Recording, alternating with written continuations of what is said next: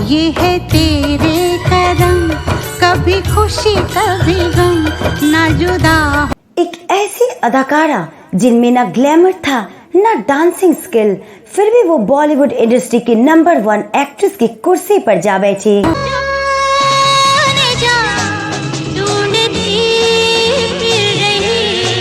एक ऐसी हीरोइन जिसने एक समय पर सिर्फ अपनी एक्टिंग के दम पर आम सा चेहरा होने के बावजूद ऐसा नाम कमाया कि बड़े बड़े एक्टर उसके दीवाने हो गए थे। सामने ये कौन आया, दिल में हुई हलचल, देख के बस एक ही था। उनके दौर में उनका जलवा ऐसा था कि बड़े बड़े स्थापित हीरो तक उनके साथ काम करने से घबराते थे। एक ऐसी अभिनेत्री जिनकी कद काठी थी सबसे छोटी, पर इन्होंने शादी की उस सदी के सबसे बड़े महानायक से और झेला बेवफाई का दर्द।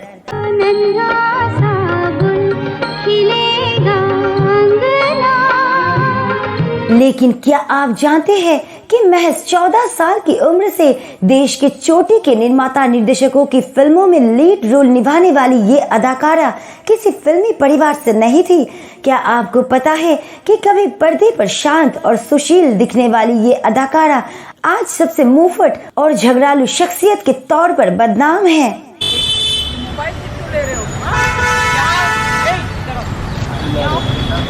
और क्या आप यकीन करेंगे कि इन्होंने अपनी बेटी के खातिर अपने ही बेटे और बहू के हंसते खेलते परिवार को उजाड़ दिया।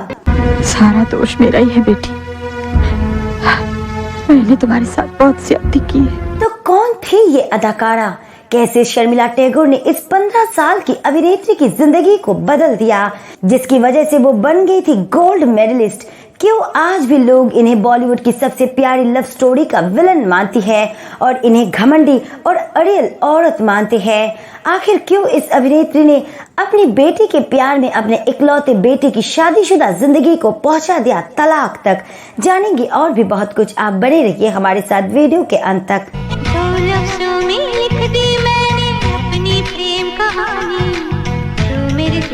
नमस्कार दोस्तों, मैं हूं अनु और आप देख रहे हैं A2 फिल्मी टॉक्स।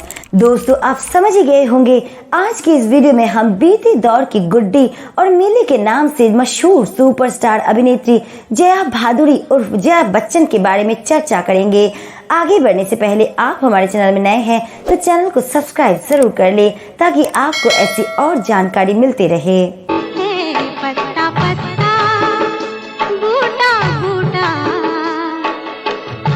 जया भादुरी का जन्म 9 अप्रैल 1948 को जबलपुर मध्य प्रदेश में एक बंगाली हिंदू परिवार में हुआ था। उनके पिता का नाम तरुण कुमार भादुरी जो एक पत्रकार और लेखक थे और माता का नाम इंदिरा भादुरी था। इनकी स्कूल की शिक्षा Saint Joseph convent senior secondary school Bhopal से हुई और इन्होंने अपनी आगे की पढ़ाई भारतीय फिल्म और टेलीविजन संस्थान पुणे से की। जया कभी भारतीय हिंदी सिनेमा में अपना कदम रखेंगी ये इन्होंने कभी सोचा भी नहीं था, लेकिन ये सब मुमकिन हुआ हिंदी और बंगाली सिनेमा की टॉप एक्ट्रेस शर्मिला टैगोर की वजह से। हुआ ये था कि उनके पिता पत्रकार थे तो वो फिल्मी हस्तियों से मिलते जुलते थे। एक बार जया अपने पिता के साथ एक फिल्म की शूटिंग देखने गए।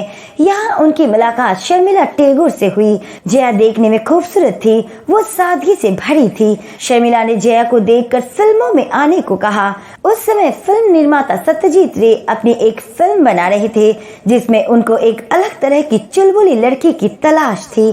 तो बस शर्मिला ने कुछ सोचे समझे बिना जया का नाम उनको सुझाया। जब सत्यजीत रे ने जया को देखा तो उन्हें भी पसंद आ गई और उन्हें पहली फिल्म मिल गई जिसका नाम था महानगर। पहली फिल्म के समय जया महज 15 साल की थी। साल 1963 में रिलीज हुई इस बंगाली फिल्म ने बॉक्स ऑफिस पर कुछ अच्छा प्रदर्शन नहीं किया, लेकिन जया की एक्टिंग को काफी सराहा गया और इसी वजह से उन्हें 2 और बंगाली फिल्में ऑफर हुई। पहली थी सुमन जो केवल 13 मिनट की शॉर्ट फिल्म थी और दूसरी थी बंगाली कॉमेडी फिल्म धन्नी में।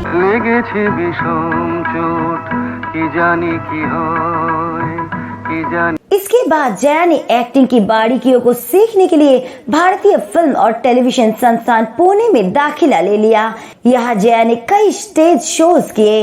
उनकी एक्टिंग में काबिलियत ऐसी थी कि उनको एक्टिंग में गोल्ड मेडल दिया गया। इसी संस्थान में उनके शो को देखकर फिल्म निर्माता ऋषिकेश मुखर्जी ने इनको अपनी फिल्म गुड्डी के लिए ऑफर दे दिया। साल 1971 में जया की पहली हिंदी फिल्म गुड्डी रिलीज हुई। अरे ऐसा नाटक किया, ऐसी एक्टिंग दिखाई, मीना कुमारी की छुट्टी कर दी। ये फिल्म ऋषिकेश मुखर्जी द्वारा निर्देशित थी और इसे गुलजार साहब ने लिखा था। जया बच्चन के अलावा धर्मेंद्र, अमिताभ बच्चन और असरानी भी इस फिल्म में थे। ओ भाभी, आजकल यही स्टाइल है, इसे मिनी फ्रॉक कहते हैं। स्टाइल मैं नहीं जानती हूँ, थोड़ा बड़ी हो गई है, साड़ी पहनना सिर्फ। इस फिल्म में जया के काम को खूब पसंद किया गया और वो बन गई बॉलीवुड की गुड्डी। अपनी पहली फिल्म के लिए जया को बेस्ट एक्ट्रेस का अवार्ड भी मिल गया। इसके बाद तो जया के सामने फिल्मों की लाइन लग गई। डायरेक्टर स्क्रिप्ट लेकर उनके दरवाजे के चक्कर लगाने लगे। उन्होंने उपहार, कोरा कागज, जवानी दीवानी, पिया का घर, परिचय, कोशिश, शोर, अनामिका, फागुन और बावर्ची जैसी बेहतरीन फिल्मों में काम किया और वो जानी मानी एक्ट्रेस बन गई।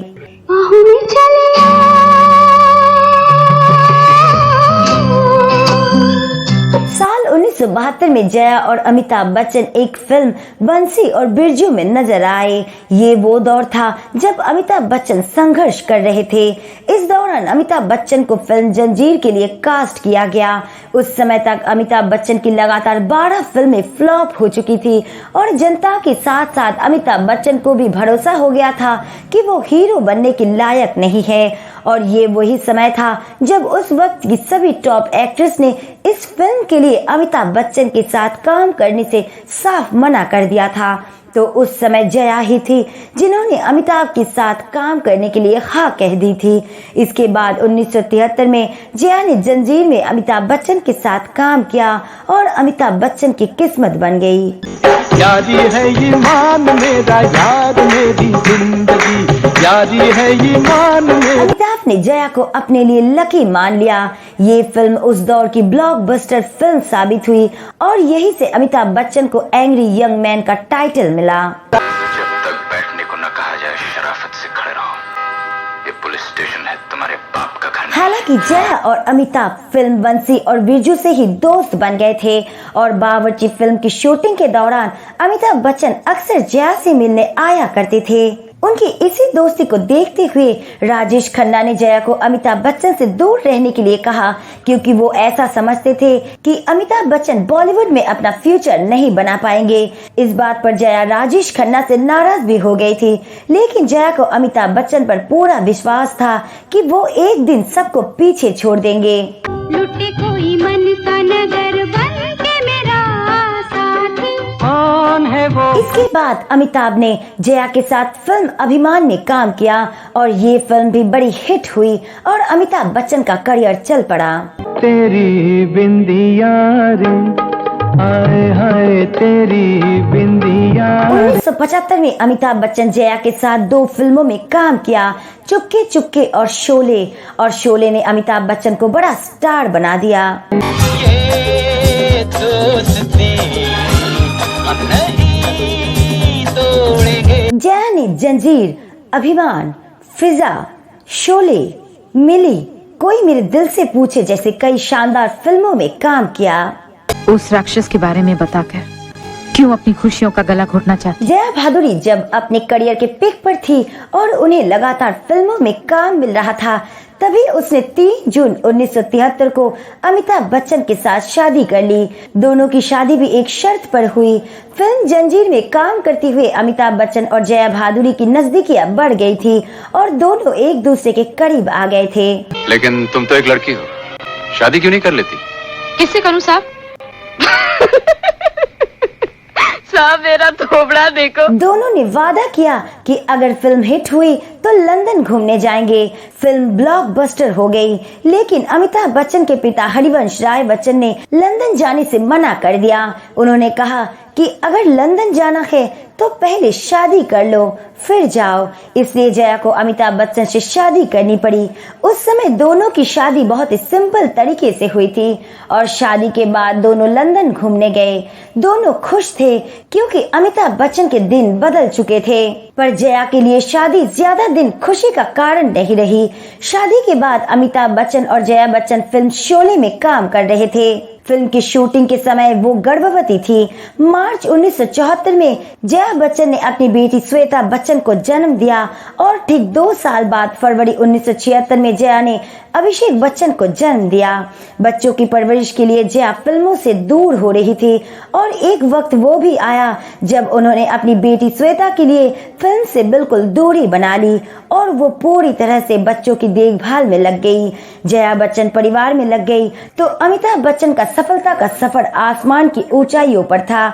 इसी सफलता के बीच अमिताभ बच्चन का नाम कई बार कई टॉप एक्ट्रेस के साथ जोड़ा गया, लेकिन उनकी जिंदगी में मशहूर एक्ट्रेस रेखा के आने के बाद बहुत कुछ बदल गया था। परदेसिया ये सच है पिया, सब कहते हैं मैंने तुझको दिल जिंदगी के हर मोड़ पर शादी का बंधन कमजोर पड़ रहा था। जया अमिताभ बच्चन और रेखा के अफेयर को लेकर काफी परेशान रहती थी। उनको यकीन नहीं था कि अमिताभ बच्चन को विश्वास करके वो शादी के बंधन में बंधी थी और उन्होंने अमिताभ का हर मोड़ पर साथ दिया था। तो वही अमिताभ बच्चन रेखा के प्यार में जया बच्चन से बगावत कर रहे थे। जया घर पर बच्चों के साथ अकेली थी। वो टूट रही थी, रोती रहती थी। पति की बेवफाई जया को अंदर ही अंदर खत्म कर रही थी। बना के क्यों बिगाड़ा रे, बना के। इसी बेचैनी में एक दिन जया अमिताभ बच्चन की फिल्म के सेट पर चली गई, जहां अमिताभ और रेखा को उन्होंने साथ देखा और भड़क गई और गुस्से में सबके सामने रेखा को थप्पड़ मार दिया। बताया जाता है कि जया और अमिताभ बच्चन का रिश्ता इतना खराब हो गया था कि अमिताभ बच्चन जया को छोड़कर रेखा के साथ लिविंग में रहने लगे थे। लेकिन पूर्व प्रधानमंत्री राजीव गांधी अमिताभ बच्चन को पसंद करते थे, इसलिए उन्होंने अमिताभ को सही सलाह देते हुए उनको जया के साथ ही रहने को कहा और उनके साथ देने को कहा। इसके बाद अमिताभ बच्चन जया के साथ फिर से रहने लग गए। अमिताभ बच्चन और रेखा ने अपने प्यार को छुपाने की बहुत कोशिश की, लेकिन ऐसा हो न सका। रेखा अमिताभ बच्चन के साथ काम करने के लिए फ्री में भी काम करने को तैयार रहती थी, तो वही जया रेखा को अमिताभ बच्चन से दूर रखने की हर मुमकिन कोशिश करती थी। फिर निर्माता यश चोपड़ा ने जया बच्चन, रेखा और अमिताभ को लेकर फिल्म सिलसिला बनाई, जिसमें रेखा, अमिताभ बच्चन और जया की असली जिंदगी से मिलती जुलती कहानी दिखाई गई थी। उनका दामन छोड़ दीजिए, ये मेरे बस में नहीं, और जो मेरे बस में नहीं उसे मैं कैसे कर सकती हूँ? अमित मेरे पति हैं। यहाँ तक कि फिल्म के गाने भी उनकी सिचुएशन से मैच करते थे। भूल गए रे हर बात, मगर तेरा प्यार नहीं भूल। जया और रेखा का काफी लंबा एक सीन था, जिसे देखकर लोगों ने कहा कि ये फिल्म नहीं बल्कि हकीकत है। अपने पति की बेवफाई और रेखा का अमिताभ के लिए पागल हो जाना जया को रास नहीं आया और वो चिड़चिड़ी हो गई। लेकिन किसे पता था कि वो इतनी चिड़चिड़ी हो जाएंगी।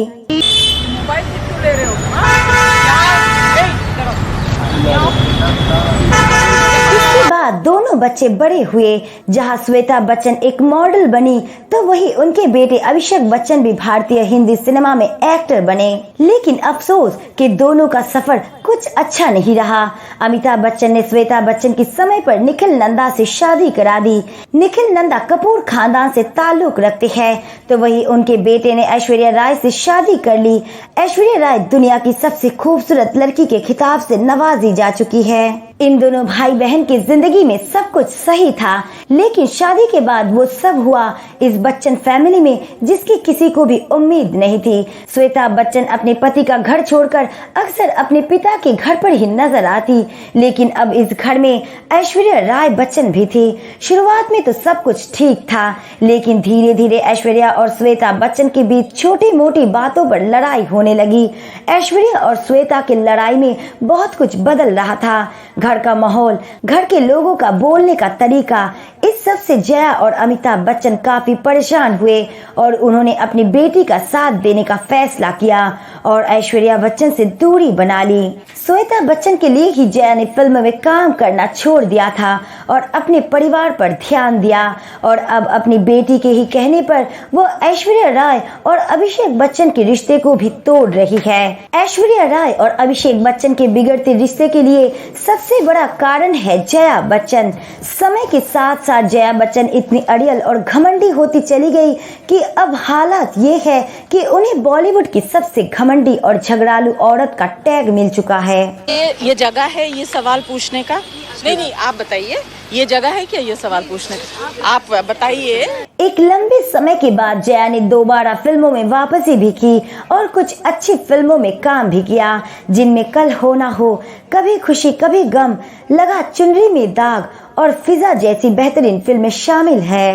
ये है तेरे करम, कभी खुशी कभी गम। आपको बता दें कि जया बच्चन समाजवादी पार्टी की ओर से राज्यसभा सांसद है, लेकिन आज वो उस हालत में है कि हर दिन एक नई कंट्रोवर्सी पैदा करती है। 1992 में भारत सरकार ने उन्हें पद्मश्री से भी सम्मानित किया था। जया बच्चन को उनके बेमिसाल अभिनय के लिए 3 बार फिल्म फेयर बेस्ट एक्ट्रेस का अवार्ड और 3 बार बेस्ट सपोर्टिंग एक्ट्रेस का अवार्ड भी मिल चुका है। उन्हें कुल 9 बार फिल्म फेयर अवार्ड से नवाजा जा चुका है और 2007 में जया बच्चन को लाइफ टाइम अवार्ड से भी नवाजा गया। सोचने वाली बात यह है कि कभी अपने अभिनय और सादगी के लिए 9 बार अवार्ड जीतने वाली एक्ट्रेस आज ऐसी बन चुकी है कि लोग उनका नाम सुनते ही चिढ़ जाते हैं। तो दोस्तों, आज की वीडियो में बस इतना ही।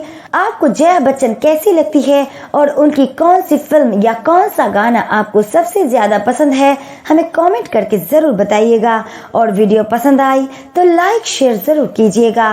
साथ ही फिल्मी दुनिया की ऐसी और रोचक जानकारी पाने के लिए चैनल को सब्सक्राइब करना ना भूले।